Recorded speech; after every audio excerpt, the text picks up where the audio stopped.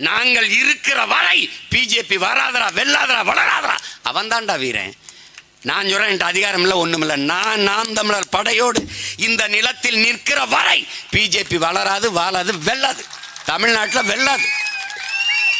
Not only BJP, Congress தான். திராவிடம் இருக்கிறவர் தான் தோல்ல ஏறுவ.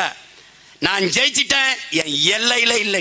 நீ என் நிலத்திலே நீங்க ஆள் வைக்க முடியாது. ஒத்த ஓட்டு உனக்கு கிடையாது. இவனுக்கு என் இனஞ்சத்ததை பத்தி எனவே சாகிறத ரசிப்பான். தமிழன் செத்து கிடக்கும் போது இவன் பிறந்த நாள் கொண்டாடுவான், பிரியாணி சாப்பிடுவான். ஏன்? என் ரத்தம் வேற, ரத்தம் வேற.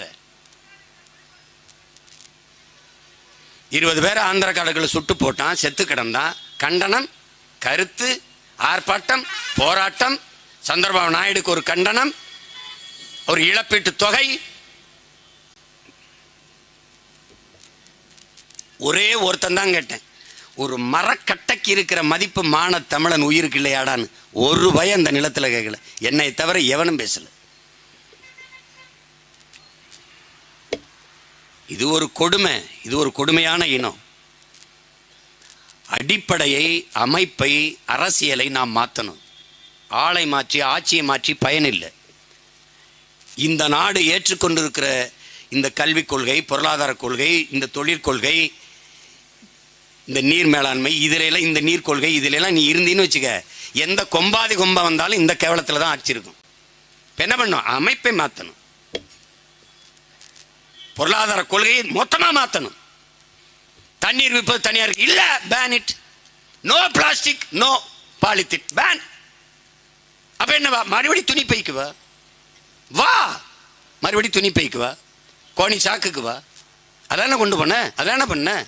இப்ப பாருங்க, ஒரு சேவை செயல் அரசியல் இருந்திருந்தால் மக்களை கூட்டிக் கொண்டு ஒரு இடத்துல குவிக்க வேண்டிய தேவை இருக்கா? அவர்களுக்கு இப்படி 3000, 4000, 5000 என்று பணம் கொடுக்க வேண்டிய தேவை இருக்கா? சிறந்த சேவை இருந்தால் அந்த தலைவனை போற்றி மக்கள் அவர்களுக்கே வாக்கு செலுத்துவார்கள். இங்கே காசு கொடுக்காமல் வென்றவர்கள் இல்லையா? இருக்கிறார்கள்.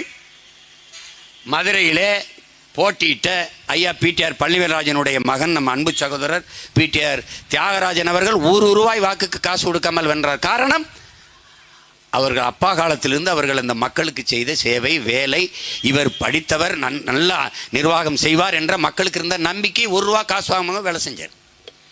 அதே மாதிரி காங்கிரஸ் கட்சியிலே திருச்சியிலே போட்டியிட்ட எங்களுடைய மதிப்பிற்குரிய மாமா திருநாவுக்கரசு அவர்கள் ₹1 காசு கொடுக்கல, 4,50,000 வாக்கு வித்தியாசத்தில் ஜெயித்தார்கள். குப்பைகளுக்கு இடையிலே இந்த மாணிக்கங்கள் கிடைக்கும் போது வெறும் மாணிக்கங்கள் ஜொலிக்காதா, மின்னாதா, வெல்லாதா? செய்திகளை உடனுக்குடனும் துல்லியமாகவும் தெரிந்து கொள்ள சப்ஸ்கிரைப் பண்ணுங்க.